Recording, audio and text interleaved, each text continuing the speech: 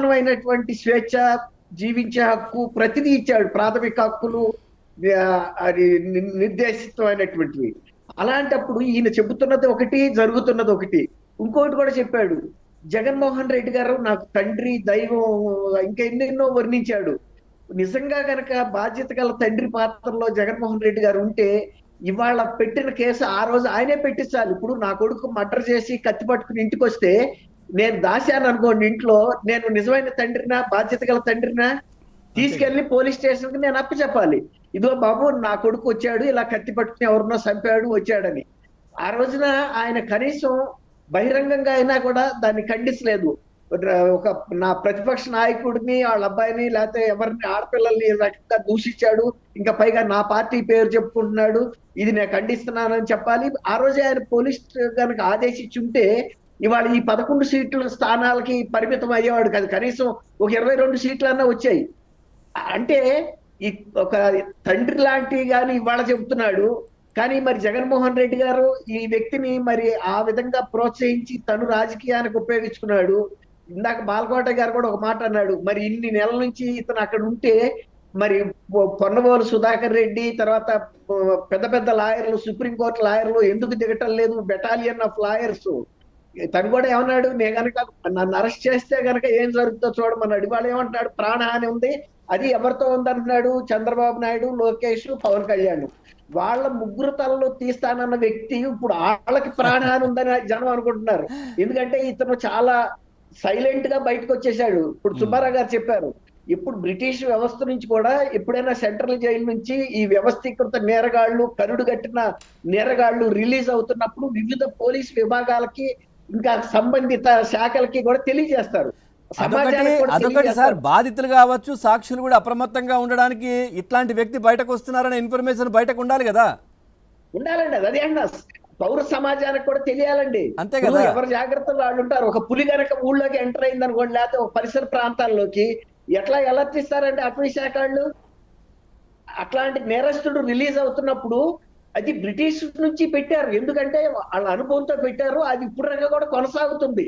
ఇంకోటండి, ఇట్లాంటి central jail నుంచి చీకటి పడ్డ తర్వాత కూడా వదలరు. ఎందుకు వదలరు అంటే వీడెళ్ళి ఏం నేరాలు చేస్తాడు అనేది ఒకటి, ప్రత్యర్థులు కూడా వీడి మీద ఏమైనా దాడి చేసి చంపుతారేమో అనేది కూడా వాళ్ళు ఆ జాగ్రత్త కూడా తీసుకున్నారు.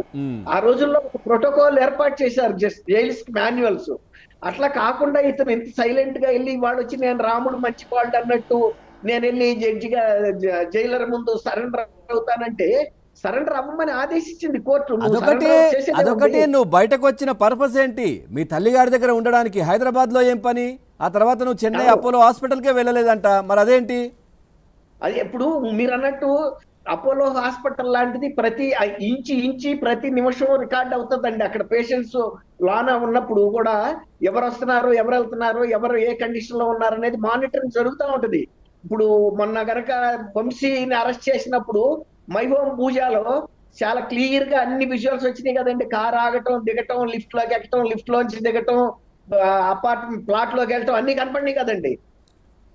అవి అట్లాగే ఇప్పుడు అపోలో హాస్పిటల్స్ లో కూడా ఈ వీళ్ళు అనంతపూర్ పోలీసులు అవన్నీ రికార్డులు తీసుకొస్తారండి. సార్ ప్రస్తుతం ఆ పని నడుస్తోంది, ఈయన లేరు, వీళ్ళ తల్లిగారు కనిపించారంట, ఈయన లేరు. అదే అన్నా, ఇప్పుడు ఈయన వచ్చాడా రాలేదా అని తెలుస్తుంది. ఇవన్నీ కూడా తర్వాత ఇంకోటి మీరు అన్నారు ఇందాక, సుబ్బారావు గారు కూడా దానికి చక్కటి క్లారిటీ ఇచ్చారు. నేను జైల్లో ఉన్నప్పుడు పెట్టిన సర్టిఫికెట్ కి నాకేం బాధ్యత ఉంటుంది అన్న పెద్ద తెలివితేటలు ఉపయోగించబోయాడు ఒక లాస్ట్ స్టూడెంట్ అయ్యి.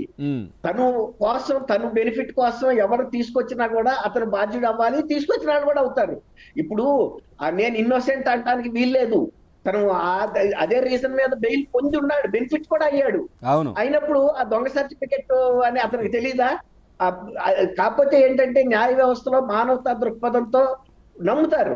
ఇతను ఎంత కరుడు గట్టి నేరస్తుడు అయినా కూడా తల్లి పేరు ఉపయోగించాడు అక్కడ.